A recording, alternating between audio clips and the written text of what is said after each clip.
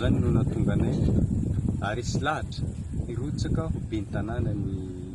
Pôly Berger an-tampon-tanàna zany.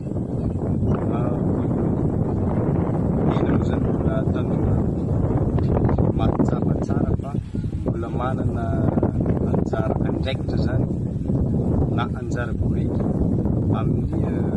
fampandrosoana ny tanàna na fampandrosoana ny firenena araiky zany. Ka nanapa-kevitra indrindra zany tena hirotsaka ben'ny tanàna ny Pôly Berger satria manana vino ary manana izay everiko zany fa hitondra fampivoarana mivantana amin'ny fiainam-bahoaka eto an-tampon-tanànan'ny Pôly Berger ary hisy ihany koa zany fampandrosoana izay hisy fiantraikany mivantana amin'ny fivoarany tanànan'ny Pôly Berger tahaka izay zany antony nandraisanay fanapaka-hevitra hirotsaka ben'ny tanàna. Tena ihany koa moa zany niaina tanteraka eto an-tampon-tanànan'ny Pôly Berger ka mahafantatra tsara ireo olana izay ananana vahaolana indrindrandrindra amin'ny resaka fiainana andavanandro, raisitsika ohatra fotsiny hoe resaka rano tsy mendrika ny tanànan'ny Pôly Berger zany hoe jialy rano zany satria any amin'ny toerana zay everitsika hoe désert agny atsimo ohatra agny Toliara na agny Bekily no tanàna heverina fa jialy rano. Fa raha ny tanànan'ny Pôly Berger kosa zany no ny fananan'ireo rano manodidina azy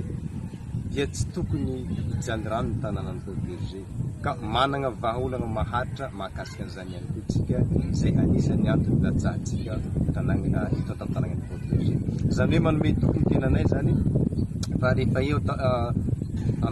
ampelatanantsika ny fahefana hitondra ny tanànan'ny Pôly Berger tsy ho hitantsika intsony zany regny bidon jaune misy agnarana regny, zany hoe tsy hisy bidon filahitra zany intsony eto an-tampon-tanànan'ny Pôly Berger. Anisany mampiavaka ihany koa zany tenanay manoloana an'ireo candidat namana izay misy dimy raha namana zahay no milatsaka eto an-tampon-tanànan'ny Pôly Berger. Ny mampiavaka antsika voalohany dia ny tenako no zandriny indrindra amin'ireo candidat ben'ny tanàna eto an-tampon-tanànan'ny Pôly Berger ireo. Anisany mbola mampiavaka antsika ihany koa zany tsy natolotro na ny angaviagna ho candidat ben'ny tanàna ny tenantsika fa candidat efa niomagna zany ary efa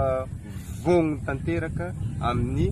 programan'asa izay hoentiny hitondrasana fampandrosoana ary hitondrasana vahaolana ho an'ny vahoakany